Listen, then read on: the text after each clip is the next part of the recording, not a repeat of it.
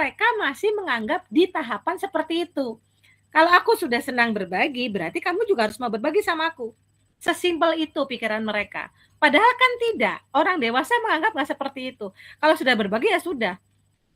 Tidak perlu kita mengharapkan apapun dari orang lain. Anak usia dini, levelnya itu tidak sampai ke arah sana. Jadi kalau nanti teman-teman, bunda-bunda di sekolah mendapati ada anak yang seperti itu, terus kita meminta anak yang sudah diberi itu untuk bagi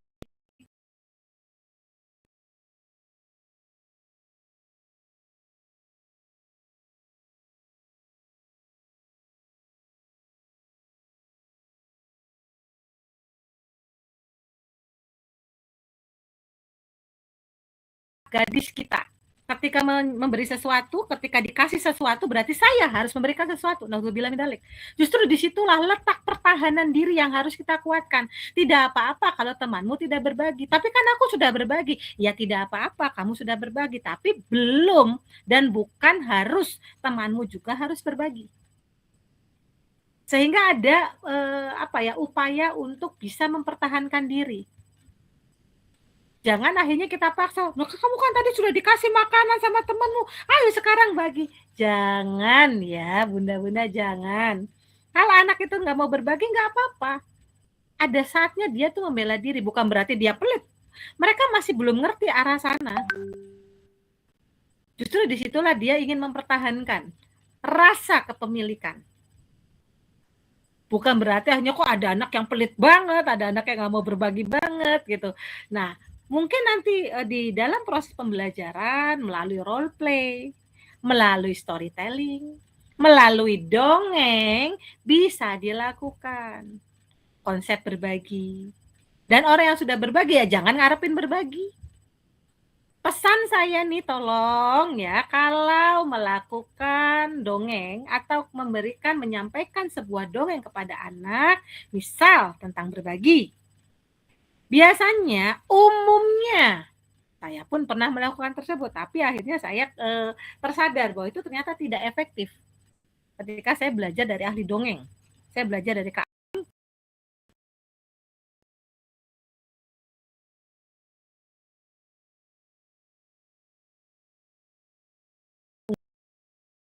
ya, jangan ngasih. Nah, jadi nih yang masih belum mau berbagi, nanti berbagi ya. Ayo di sini siapa yang masih belum mau berbagi? Ayo Novi ya. Noval, belum mau berbagi ya. Nanti berbagi ya nak ya. Tuh lihat tokohnya tuh kayak tadi. Nah, itu jangan ada di sesi dongeng ya. Tolong. Justru nanti mereka seolah diserang oleh ibu gurunya. Kalau diserang, anak-anak itu akan memiliki self defense, pertahanan dirinya tinggi. Kalau pertahanan dirinya tinggi, bukannya akan mau berubah, malah akan mengulangi. Lebih baik disampaikan, kita menyampaikan harapan. Jadi Bu Guru berharap nih, seperti misalnya tokoh Momo juga kan baik. Bu Guru akan senang sekali kalau ngelihat teman-teman mau berbagi. Stop sampai di situ. Jangan ada embel-embel, ayo, di sini siapa yang belum mau berbagi? Siapa yang mau belum berbagi? Jangan ya, tolong ini ya. Oke, kita lanjutkan. Nah, kemudian yang berikutnya lagi,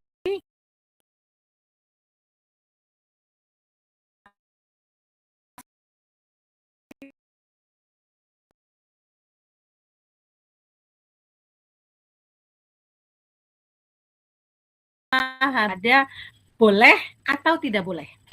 Lebih kepada itu saja. Kita kenalkan itu dari hal-hal yang sederhana. Bukan langsung menjudgment anak atau menghakimi anak, ini salah, ini benar, ini salah, ini benar. Kalau salah nanti masuk neraka. Kalau benar nanti masuk surga. Jangan, mereka belum ngerti hal tersebut ya.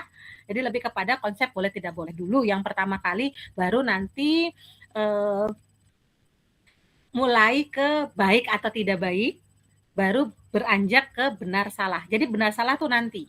Tahapannya boleh tidak boleh, baik tidak baik, benar atau salah dulu ya teman-teman. Kemudian yang berikutnya lagi adalah tadi ya adanya kepatuhan, hukuman, kemudian juga mereka itu masih cenderung ini ya lebih kepada imitasi. Tadi juga sudah sempat disampaikan meniru. Jadi mereka itu lebih senang meniru dan sifatnya heteronom.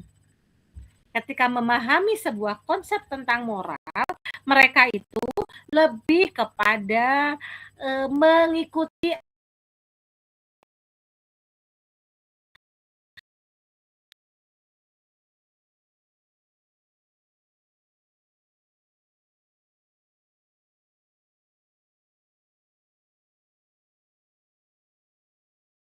orang tadi yang sudah disampaikan oleh teman-teman, bagaimana bisa menjadi model yang baik buat anak-anak dan konsisten terus-menerus.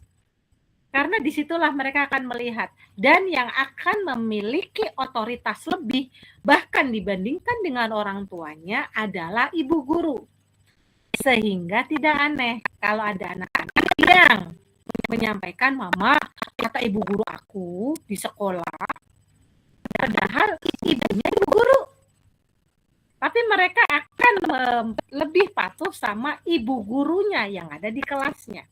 Mama tahu nggak sih tadi ibu guru aku tuh cerita mah tentang anak yang mau berbagi, kakak mau deh berbagi sekarang. Nah itu lebih patuh sama gurunya karena anak memandang otoritas tertinggi adalah orang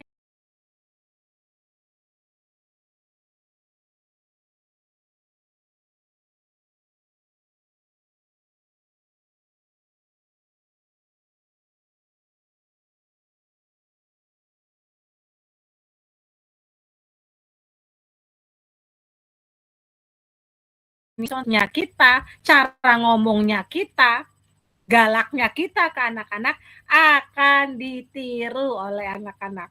Mungkin ada teman-teman yang mendapati peserta didiknya di sekolah yang jadi ibu guru, ibu guruan.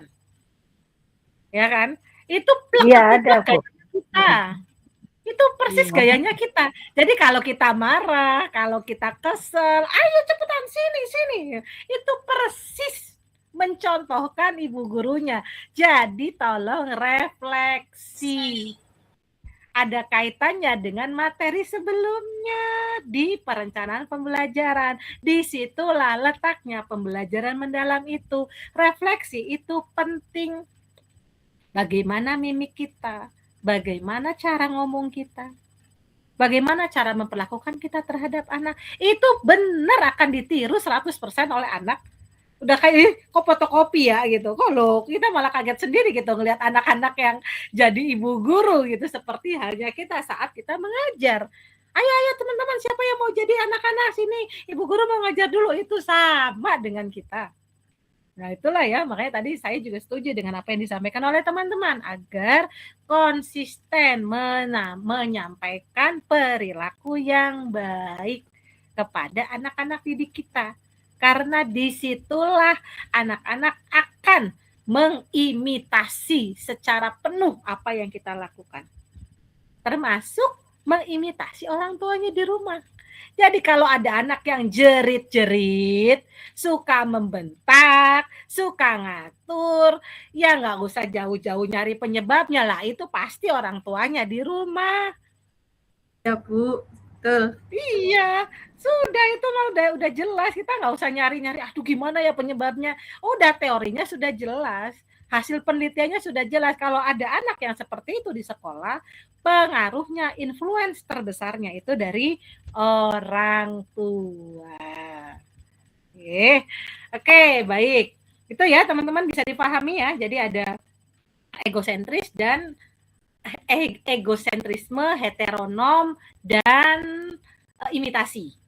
Itu ya orientasinya lebih kepada itu. Kemudian yang tadi saya izin menyampaikan jawaban dari apa yang tadi sudah didiskusikan bersama, gimana nih kalau ada anak-anak yang kok over sekali perilakunya, kok sepertinya nggak bisa terkontrol dengan badan yang tidak bisa lagi kita handle, badannya besar, badannya gempal, yang mungkin ibu gurunya pun akan terdorong, bahkan akhirnya ketika tadi menyampaikan lagi hamil pun sempat kena tinju gitu ya, sempat kena pukul yang itu sangat sakit sekali. Nah di sini memang kita perlu kerjasama yang intens dengan orang tua. Perlu kita sampaikan, apakah memang agresivitasnya seorang anak itu murni karena kurangnya perhatian dari orang tua, berarti permasalahannya adalah permasalahan behavior, permasalahan perilaku, atau anak tersebut memiliki kecenderungan ADHD, attention deficit hyperactivity disorder. Anak yang terlalu hyper, yang akhirnya dia mudah sekali memukul, itu perlu adanya kesamaan persepsi, baik itu dari pihak sekolah ataupun orang tua. Jangan sampai kita menjustifikasi anak ini nakal, hindari labeling, apapun alasannya nggak boleh labeling, meskipun memang anak itu misalnya ADHD sekalipun, jangan pernah disampaikan anak tersebut ADHD. Karena bukan ranahnya kita, itu ranahnya psikolog, ranahnya dokter anak. Kita ini pendidik, kita ini guru, kita nggak punya keilmuan untuk itu. Bahkan saya pun tidak punya kapasitas untuk memberikan diagnosa bahwa anak ini ADHD. Paling yang bisa kita lakukan adalah deteksi dini yang mengarah ke sana. Jadi perlu dipahami dulu ya, kalau ada anak-anak yang memiliki kecenderungan hiperaktif yang over banget. Apakah memang betul-betul murni perilakunya karena kurang perhatian dan sebagainya, ataukah memang ada hambatan lain? Itu perlu kita deteksi dini. Perlu deteksi dini. Makanya penting banget kuliah. Dan disinilah teman-teman harus belajar. Kalau dulu mungkin tidak tahu, nah disinilah kita harus belajar apa sih gitu yang menjadi karakteristik anak tersebut. Nah anak-anak itu yang mengalami hambatan-hambatan seperti itu perlu, yang pasti sih memang harus diajak ngobrol. Tapi diajak ngobrolnya atau jangan dimarahin pada saat dia marah. Ya tambah marah. Justru pada saat dia tenang. Saya pernah punya pengalaman, mungkin ini ada sedikit waktu ya teman-teman. Saya punya pengalaman bahkan ada anak TK pindahan dari luar, dia anak tunggal satu-satunya, semuanya serba dituruti, apapun dituruti, sehingga ketika ada suatu masalah dengan temannya, dia tuh hebohnya heboh banget, bahkan sampai mengambil cutter. Bayangkan, sambil mengambil cutter dan dia menunjukkan ke saya. Saya sempat ada di fase tersebut, menghadapi anak-anak yang luar biasa. Ketika dia marah, aku mau membunuh Bu Guru, silakan. Padahal dalam hati tuh udah deg-degan banget, ya Allah saya mati kali ya di sini. Ya udahlah kalau mati saya syahid deh gitu. Udah, saya mikirnya gitu. Awas aja Bu Guru, jangan larang-larang saya. Dia tuh nakal, kenapa Bu Guru membela saya? Padahal enggak, saya merasa terzolimi gitu.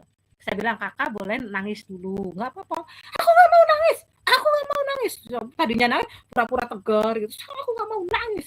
Aku benci sama Bu Guru. Sampai ya nggak apa-apa. Saya bilang nggak apa-apa, sok nangis aja dulu. Terus kan capek nih, energi terkuras. Oke, setelah itu, Kak boleh sini Bu Guru minta pisaunya. Enggak, aku nggak mau. Pokoknya sampai akhirnya di fase ini ya. Waktu itu anaknya masih usia TKB, sampai ngobrol-ngobrol, di tengah dia marah, sampai akhirnya dia lempar gitu, si pisau itu dia lempar. Setelah itu yang saya lakukan, saya cuma memeluk. Udah kakak kalau mau marah sama Bu Guru, marah gak apa-apa. Saya nggak ngomong, nggak apa, udah cuma ngomong itu aja, sampai tak pupuk gitu kan, ngeberontak gitu nggak apa-apa. Dia mukul, wajah saya kena pukulan, pinggang saya, perut saya kena tendang, ya sudah, balik lagi saya peluk lagi, udah nggak apa-apa.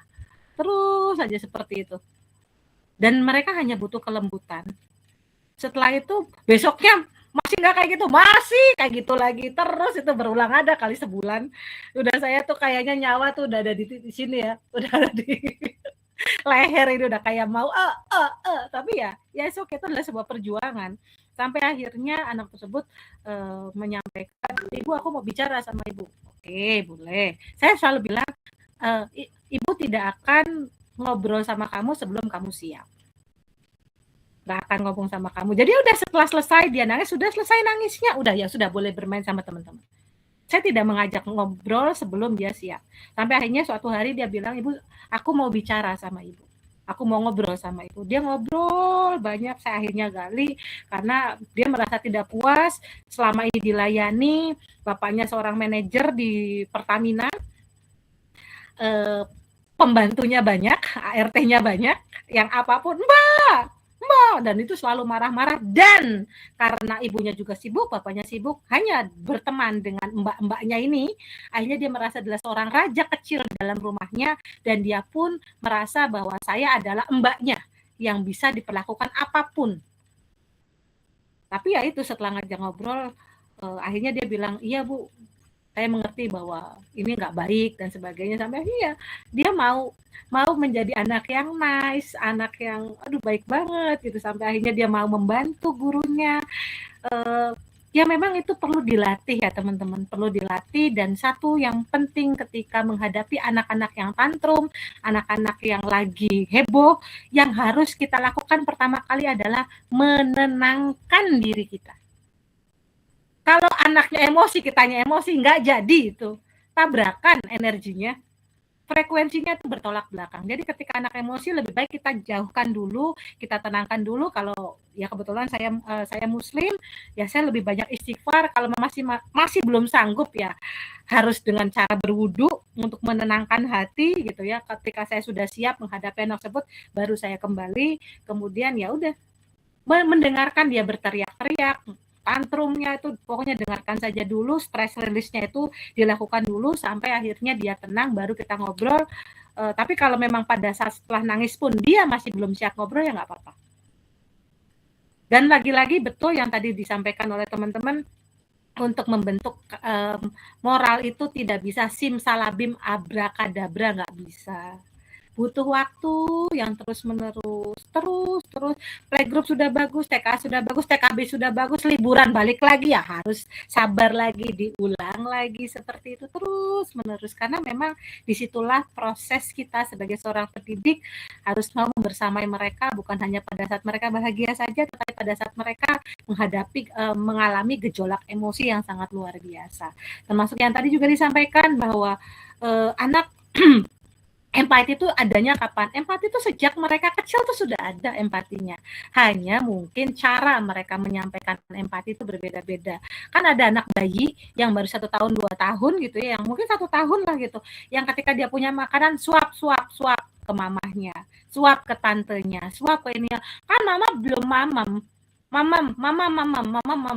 Dede udah mama. Itu kan salah satu bentuk empati. Jadi kalau tadi disampaikan baru di TKB, kelihatannya baru di TKB, tapi mulai muncul rasa empati ya bahkan ketika mereka itu sadar di sekelilingnya ada orang lain.